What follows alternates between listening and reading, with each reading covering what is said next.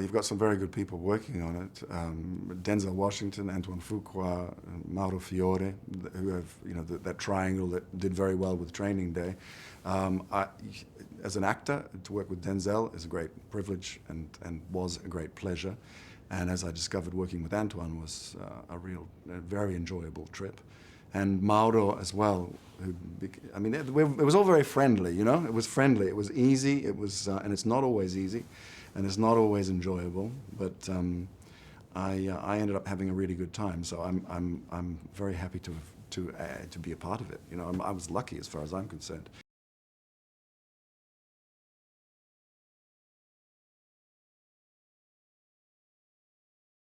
To play this particular role, I didn't want to cast him in a typical mold. That was the challenge. How to do something different, how to hopefully do something new, or at least unique my way.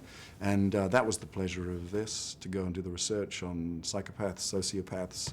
There's a great many books being written on the subject: The Wisdom of Psychopaths, The Psychopath Test, The Sociopath or the Psychopath Next Door, Without Conscience. These are very informative books, and I could bring a lot of that stuff a lot of the behavior and the psychology to the role, to Richard Wenck's text, which had lots of anchoring points. And Melissa Leo's character says my character Teri is a sociopath with a business card. So I really hooked into that one, and then I just messed with the text a lot and just tried to take it off the obvious, and it ended up going into an interior world, a psychological world, primarily based on the behavior and thinking of a sociopath.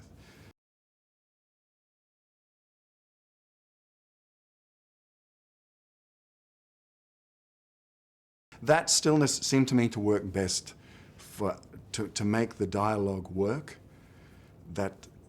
and to get out of the way, or it was a combination of getting out of the way and inhabiting at the same time.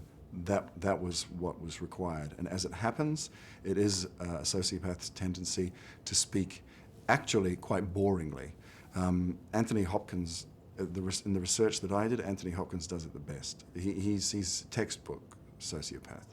And this sort of monotone, I won't do it, this monotone sort of thing that goes on, it's quite hypnotic and it's quite attractive. And in certain contexts, it can be charming. And it's also a little bit off-putting.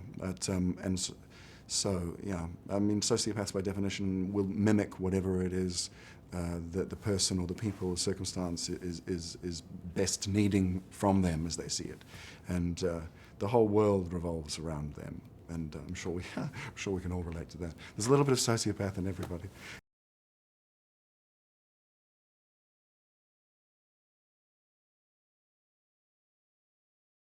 What I loved about Antoine is that we could sit and talk about things. As is inevitable, you all come from different perspectives, so it would be a pretty boring time for everybody to sit down in a room and go, oh, yeah, I think this, yeah, I think that too.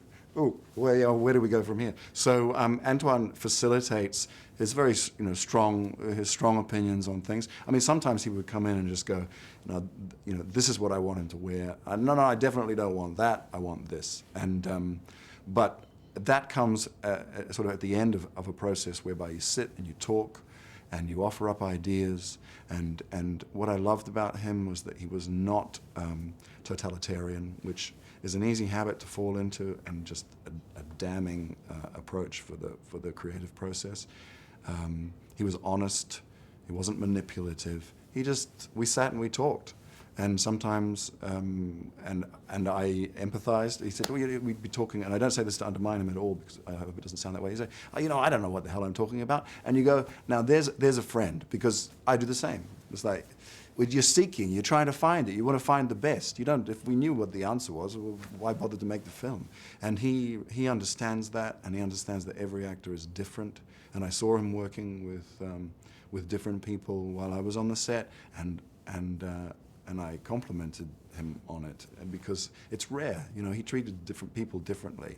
Actors are not all the same, and he understands that. So I had a good time with Antoine. I have a great respect for him.